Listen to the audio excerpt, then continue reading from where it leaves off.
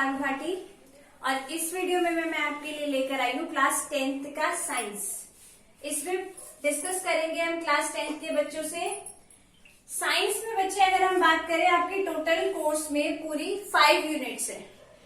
5 unit जिसमें से जिस यूनिट के बारे में हम डिस्कस करेंगे सबसे पहले वो यूनिट है effect of current. Effect of current. इस यूनिट में आपके टोटल 2 चैप्टर है, दोनों ही फिजिक्स के। पहला chapter electricity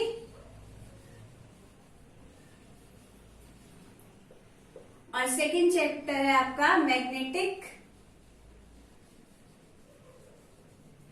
effect of current.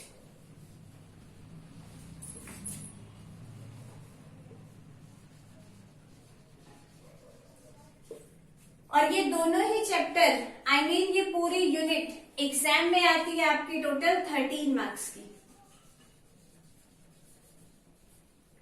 तो ठीक है, सबसे पहले यही 13 मार्क्स सिक्योर करेंगे और हम पहले पढ़ेंगे सबसे पहले अपना चैप्टर फिजिक्स का इलेक्ट्रिसिटी। इलेक्ट्रिसिटी क्या होता है? इलेक्ट्रिसिटी अब तक तो आपको यही पता है, हमारे घरों में जो लाइट चलती है, पंखे चलते हैं, ये सब इलेक्ट्रिसिटी से चलते हैं। बट इलेक्ट्रिसिटी एग्जैक्टली बनी कैसे, किस चीज से बनी हुई है, इसके क्या क्या कंपोनेंट्स हैं, इसी चैप्टर में हम यही सब पढ़ेंगे। आप सबसे पहले ये नोट करो और फिर मैं अभी आपको आगे का पढ़ाती हूँ। हाँ तो देखिए बेटा, चैप्टर 1 है हमारा इलेक्ट्रिसिटी। अब इसमें जो सबसे पहला टॉपिक है वो आता है आपका चार्ज, इलेक्ट्रिक चार्ज। क्या है चार्ज? तो चार्ज की 10th क्लास में आपके पास ऐसी कोई स्पेसिफिक डेफिनेशन नहीं है, बस आपको समझना है एग्जैक्टली चार्ज होता क्या है। तो क्या होता है चार्ज? अगर आप देखो, अगर आप एक कॉम्ब लेके अपने ड्राई हेयर में ऐसे कॉम्ब करते हो उससे, और फिर उसके पास आप टाइनी पेपर के पास लेकर जाओ, टाइनी पीसेस के पास, तो आप देखोगे वो कॉम्ब क्या कर रहा है, उन पीसेस को अपनी तरफ अट्रैक्ट करने लगता है। तो हुआ क्या एग्जैक्टली? जब हमने उसे कॉम्ब को रब किया अपने हेयर में, तो उसमें क्या आ गया? एक चार्ज, जिसकी वजह से वो क्या कर रहा है, टाइनी पीसेस ऑफ पेपर को अपनी तरफ क्या कर रहा है बच्चे? अट्रैक्ट। तो ये जो अट्रैक्शन प्रॉपर्टी होती है, एक तरह से हम उसे बोलते हैं चार्ज। अट्रैक्शन भी होती है, कुछ आप देखते होंगे, कुछ में रिपल्शन भी दिखाई देता है हमें, कि हमने उसे रब करा, उसके ऊपर ऐसा चार्ज आया कि उससे अब चीजें दूर भाग रही हैं। ठीक है, तो ये होता है एग्जैक्टली चार्ज। और भी अगर आपको देखना, अपने हाथों को ऐसे रब करके देखोगे आप, तो देखोगे धीरे धीरे आपके हाथ गर्म हो गए। गर्म हो गए यानी हुआ क्या उसमें एग्जैक्टली? क्या आ गया बच्चे? चार्ज। ठीक है, डेफिनेशन आपके कोर्स में नहीं है इसकी, बस आपको पता होना चाहिए चार्ज होता क्या है। तो चार्ज को जो हम डिनोट करते हैं वो डिनोट करेंगे हम कैपिटल क्यू से। कई जगह आपको ये स्मॉल क्यू भी देखने को मिलेगा, no problem, bus queue charge होता है ये पता होना चाहिए आपको। अगर हम इसकी एसआई यूनिट की बात करते हैं, तो इसकी जो एसआई यूनिट होती है वो होती है कूलाम।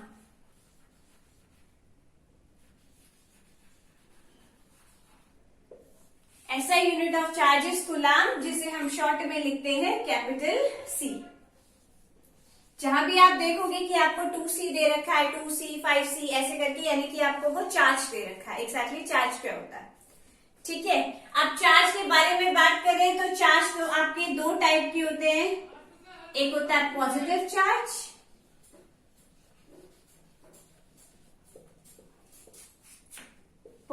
चार्ज, और एक होता है आपका नेगेटिव चार्ज।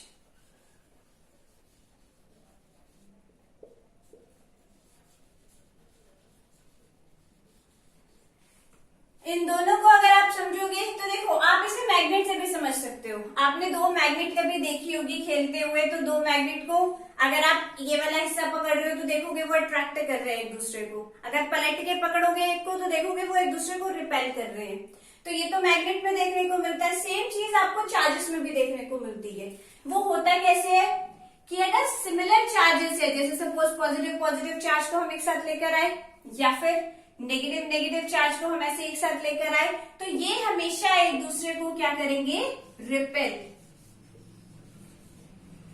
लेकिन अगर अनलाइक चार्जेस हम लेकर आए जैसे पॉजिटिव नेगेटिव, वो हमेशा एक दूसरे को क्या करेंगे, अट्रैक्ट। वही जैसे मैंने आपको मैग्नेट से बताया, मैग्नेट में अगर आप नॉर्थ नॉर्थ पोल या साउथ साउथ पोल एक साथ लेकर आते हो तो वो हमेशा एक दूसरे को रिपेल करते हैं, लेकिन अगर नॉर्थ और साउथ एक साथ लेकर आएंगे तो वो हमेशा एक दूसरे को क्या करेंगे, अट्रैक्ट। इसी कंसेप्ट से आप समझ सकते हो एग्जैक्टली चार्ज होता क्या है। इसकी डेफिनेशन वगैरह, इसका पूरा हिस्ट्री जो होती है वो सब आप क्लास 12th में पढ़ेंगे। फिलहाल 10th क्लास की बात करें तो 10th क्लास में आपको इतनी ही नॉलेज होनी चाहिए चार्ज होता क्या है। किसी चीज को हम रब करते हैं तो उसके ऊपर जो सेंसेशन आती है उस सेंसेशन को हम बोलते हैं चार्ज, जिसे डिनोट करते हैं कैपिटल क्यू या फिर small Q. Okay, SI unit की बात करें तो उसकी एसआई यूनिट होती है कूलम, जिसे हम सी से डिनोट करते हैं। और चार्जेस होते हैं हमारे दो टाइप के, पॉजिटिव चार्ज और नेगेटिव चार्ज। जो याद करने की बातें हैं इसमें न्यूमेरिकल्स के लिए, वो इलेक्ट्रॉन क्या होता है, ये एग्जैक्टली मैं सारा अभी करंट में आपको पूरा एक्सप्लेन करूंगी। ये इलेक्ट्रॉन क्या होता है, इसका क्या वर्क है, कैसे इस इलेक्ट्रॉन से चार्ज बनता है या कैसे इलेक्ट्रिसिटी बनती है, अभी डिस्कस करेंगे। फिलहाल के लिए आप याद रखना, इलेक्ट्रॉन पर जो चार्ज होता है, चार्ज ऑन इलेक्ट्रॉन,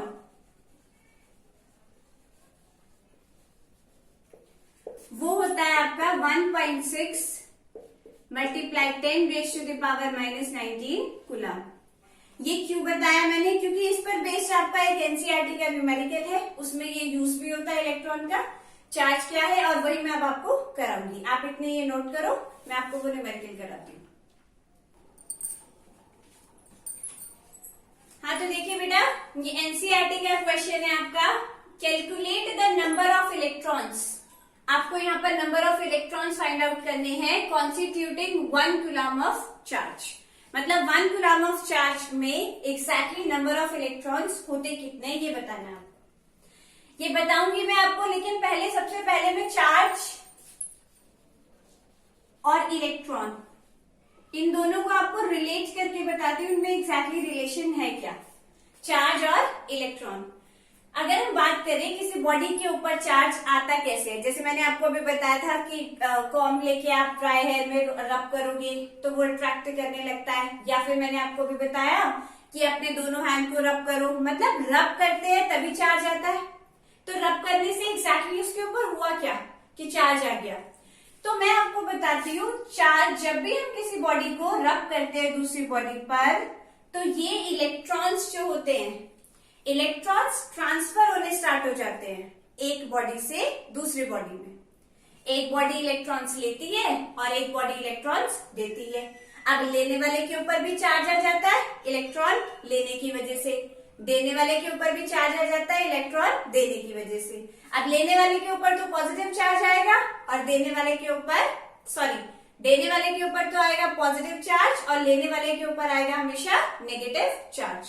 तो चार्ज और इलेक्ट्रॉन को अगर हमने ट्रांसफर किया तो कैसे, रिलेट किया तो कैसे, इलेक्ट्रॉन जितने ज्यादा ट्रांसफर होंगे उसी को हम बोलेंगे उसके ऊपर उतना ही ज्यादा चार्ज है। तो चार्ज और इलेक्ट्रॉन में रिलेशन पता चल गया आपको। तो देखो, अब हम बात करें, इसमें पूछा है आपसे number of electron constituting 1 coulomb of charge, कि 1 कूलम ऑफ चार्ज में एग्जैक्टली नंबर ऑफ इलेक्ट्रॉन होंगे कितने।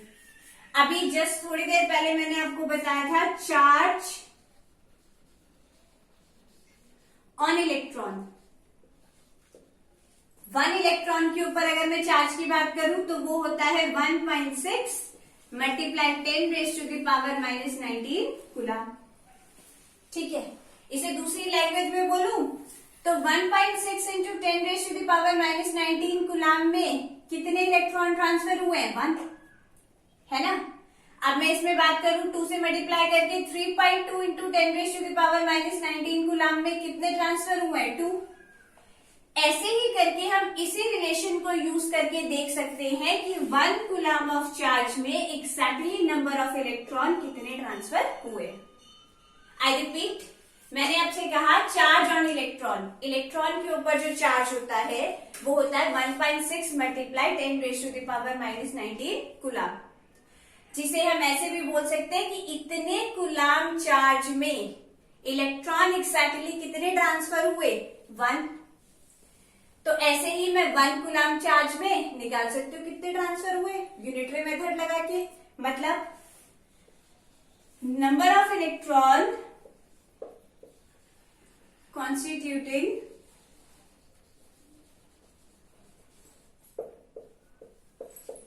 1.6 multiplied 10 raised to the power minus 19 coulomb is equal to 1 electron होगा इतने कूलाम चार्ज में।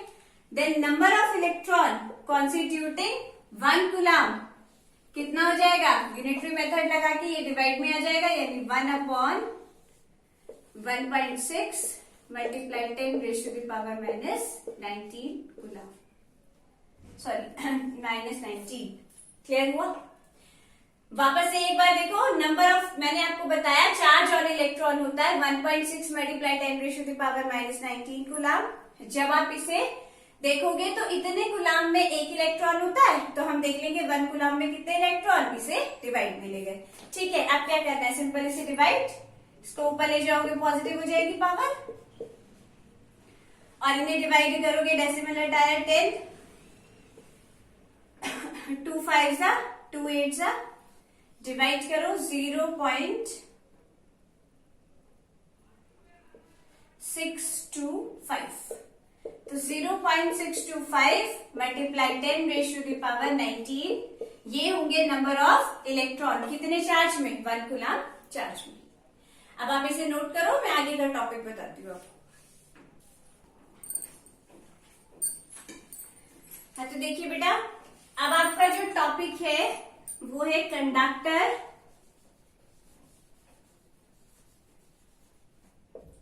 And insulators. बचपन से पढ़ते आ रहे हो, अच्छे से पता भी होगा आपको कंडक्टर किसको कहते हैं, इंसुलेटर किसको कहते हैं। कंडक्टर कोई भी बता देगा, जिसमें इलेक्ट्रिसिटी पास हो जाती है तो वो कंडक्टर, इलेक्ट्रिसिटी पास नहीं होती तो वो इंसुलेटर। अब मैं आपको बताती हूँ इसमें एग्जैक्टली होता क्या है। जो कंडक्टर तो इलेक्ट्रिसिटी कंडक्ट करने देता है, और इंसुलेटर जो होता है इलेक्ट्रिसिटी कंडक्ट नहीं करने देता। तो क्या रीजन है, डेफिनेशन तो आप लर्न कर ही लोगे, अभी मैं आपको लिखवा भी दूंगी, पहले इसका टॉपिक समझो। अभी मैंने आपको बताया था कि इलेक्ट्रिसिटी के कुछ जो कंपोनेंट्स होते हैं, उसका सबसे पहला मेन कंपोनेंट होता है चार्ज। अब चार्ज कैसे आया ये भी बताया मैंने आपको, कि चार्ज तब आया जब इलेक्ट्रॉन ट्रांसफर हुए एक बॉडी से दूसरी बॉडी में। ठीक है, अब ये इलेक्ट्रॉन अगर ट्रांसफर हो गए तो इलेक्ट्रिसिटी कंडक्ट हो गई, इलेक्ट्रॉन ट्रांसफर नहीं हुए तो इलेक्ट्रिसिटी कंडक्ट नहीं होती। ठीक है, अब कब इलेक्ट्रॉन ट्रांसफर होंगे और कब इलेक्ट्रॉन ट्रांसफर नहीं होंगे, क्योंकि मैं तो कंडक्टर को भी रब कर सकती हूँ, इंसुलेटर को भी रब कर देंगे हम तो रबिंग करने से अगर इलेक्ट्रॉन ट्रांसफर होते तो ये तो दोनों होने चाहिए थे। तो क्या होता है एग्जैक्टली, देखो आपने क्लास 9th में केमिस्ट्री में पढ़ा होगा एटम। तो एटम में जो हमने पढ़ा था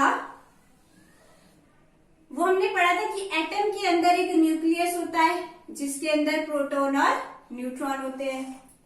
इसके जितने भी शेल्स होते हैं, पहला शेल दूसरा शेल, जितने भी शेल प्रेजेंट होंगे उनमें इलेक्ट्रॉन्स होते हैं। जैसे इसमें 2 इलेक्ट्रॉन होते थे, इसमें 8 इलेक्ट्रॉन्स होते थे, ऐसे ही करते हुए आउटरमोस्ट शेल में भी इलेक्ट्रॉन्स होते थे। ठीक है, तो जब हम इसमें ये पढ़ते थे, साथ ही साथ इलेक्ट्रॉनिक कॉन्फ़िगरेशन भी पढ़ा था आपने। जैसे सोडियम में 11 इलेक्ट्रॉन्स होते थे, तो हम उसका इलेक्ट्रॉनिक कॉन्फ़िगरेशन बताते थे 2 8 1। याद है, सबने पढ़ा होगा क्लास 9th में बहुत अच्छे से।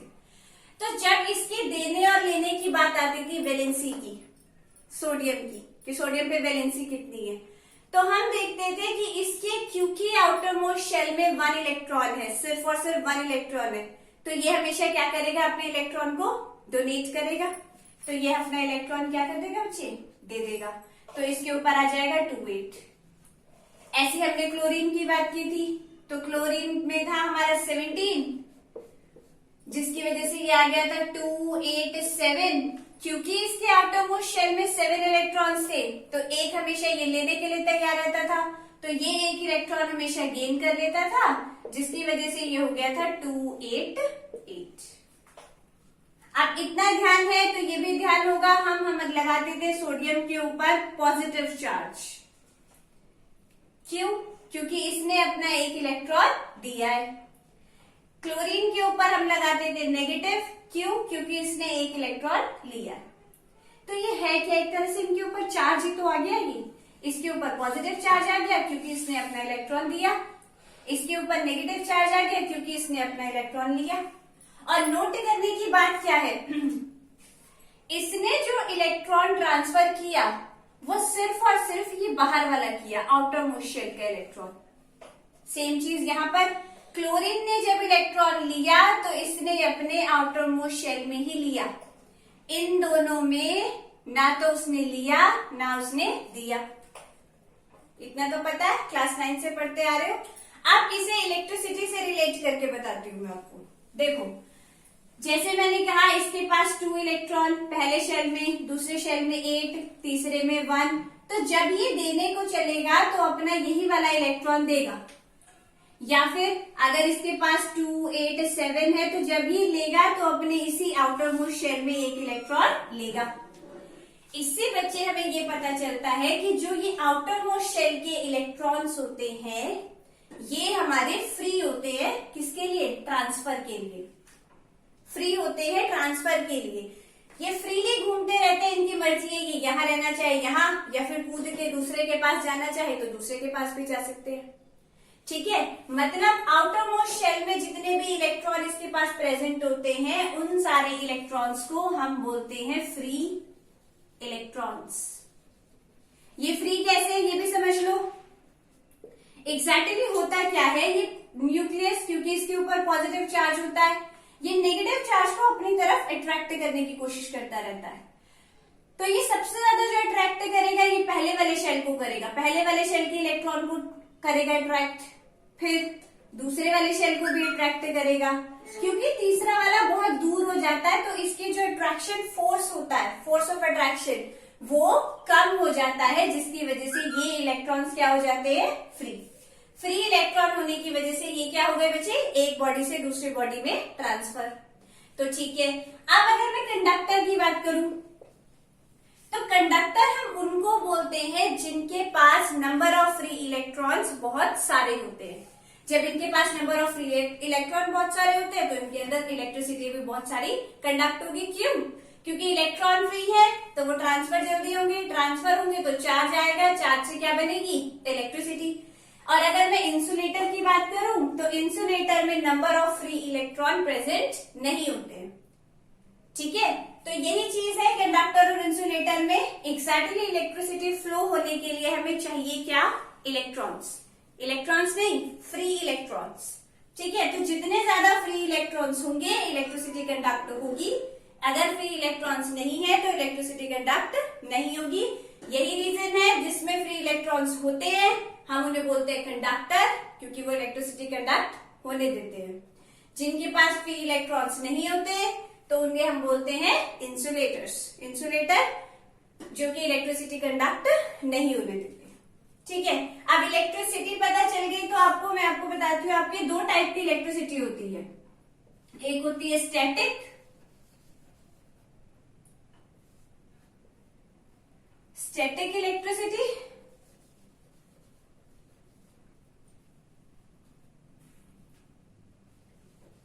और एक होती है आपकी डायनामिक या फिर मूविंग। जो लैंग्वेज आपको अच्छी लगे आप उससे कर सकते हैं। देखो, स्टैटिक इलेक्ट्रिसिटी वो होती है जिसमें चार्जेस एग्जैक्टली रुके हुए होते हैं, मतलब चार्ज फ्लो नहीं करते। वैसे तो ये आपके कोर्स में है ही नहीं। स्टैटिक इलेक्ट्रिसिटी जो है आपके कोर्स में नहीं है। क्लास 10th में जो हम पढ़ेंगे सिर्फ और सिर्फ ये डायनामिक इलेक्ट्रिसिटी पढ़ेंगे। डायनामिक इलेक्ट्रिसिटी मतलब जिसमें चार्ज आपका फ्लो हो रहा होगा, चार्ज फ्लो हो रहा होगा यानी कि करंट बन रहा होगा। तो अब जो इस चैप्टर में पूरा हम डिस्कस करेंगे वो डिस्कस करेंगे डायनामिक इलेक्ट्रिसिटी पे। आप पहले ये नोट करो, फिर हम स्टार्ट करते हैं आगे। हाँ, तो देखिए बेटा, अब आपका नेक्स्ट टॉपिक है इलेक्ट्रिक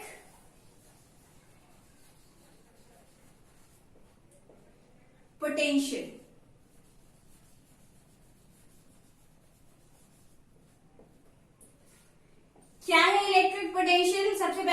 डेफिनेशन समझाऊंगी आपको, फिर देखते हैं इलेक्ट्रिक पोटेंशियल। देखो, electric potential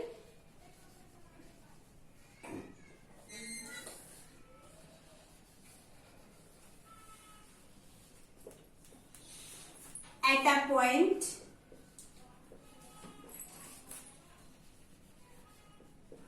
in an electric field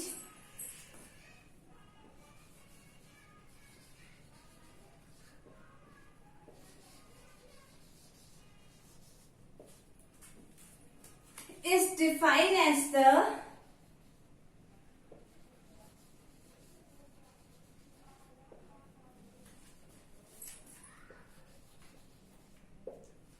amount of work done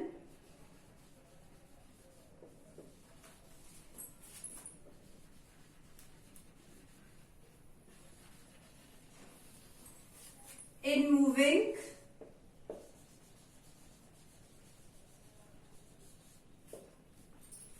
a unit positive charge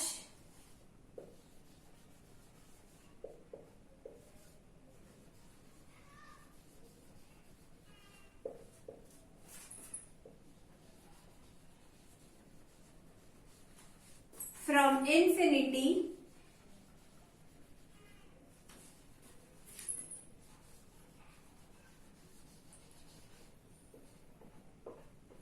to that point.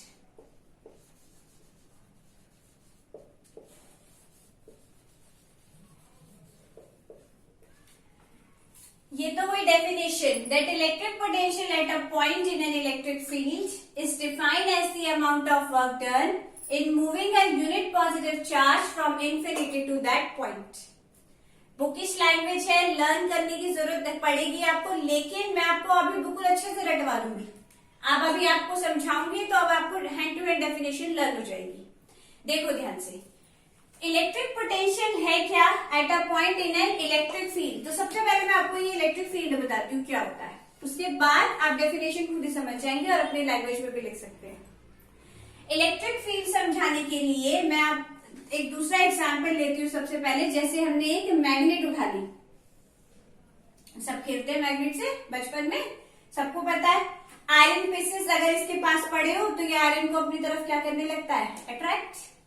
मैंने कहा मैंने यहां पर एक आयरन पीस डाल दिया, क्या हुआ, ये अट्रैक्ट कर लेगा। यहां पर डाल दिया, ठीक है, फिर से अट्रैक्ट कर लेगा। अगर मैंने एक यहां पर आयरन पीस डाल दिया इस जगह, तो क्या ये इसे अट्रैक्ट करेगा, नहीं करेगा। हो सकता है कर ले जब हम यहाँ पर थोड़ा और बड़ा मैग्नेट लगा दें। बड़ा मैग्नेट लगा देंगे तो वो इसे अट्रैक्ट कर लेगा, लेकिन इससे भी दूर अगर मैं कोई आयरन पीस लगा दूं तो वो उसे अट्रैक्ट नहीं करेगा। तो होता क्या है एग्जैक्टली, ये क्यों इन कुछ आयरन पीस को तो अट्रैक्ट कर रहा और कुछ को नहीं कर रहा। तो रीजन ये होता है बच्चे कि मैग्नेट के अराउंड, जहां भी आप हमेशा एक मैग्नेट रख दोगे तो उसके अराउंड इनविजिबल एक मैग्नेटिक फील्ड बन जाता है, मैग्नेटिक फील्ड। उसी फील्ड के अंदर अंदर इसका जो होता है फोर्स एक्सर्ट होता रहता है। मतलब इसी फील्ड के अंदर अंदर अगर कोई आयरन पीस आ गया तो फटाफट से उसे अट्रैक्ट कर लेगा। क्यों, क्योंकि यहाँ पर उसका फोर्स है, आराम से अट्रैक्ट कर लेगा। लेकिन इस फील्ड के बाहर अगर कोई आयरन पीस होगा तो ये इसे अट्रैक्ट नहीं करेगा। क्यों नहीं करेगा, क्योंकि यहाँ तक इसकी पहुंच ही नहीं है, यानी इसका फोर्स यहाँ तक आता ही नहीं है। ये तो हो गई मैग्नेट की बात, और इसके बारे में और अच्छे से बात करेंगे सेकंड चैप्टर में, जो कि मैंने आपको बताया इफेक्ट ऑफ करंट का सेकंड चैप्टर है।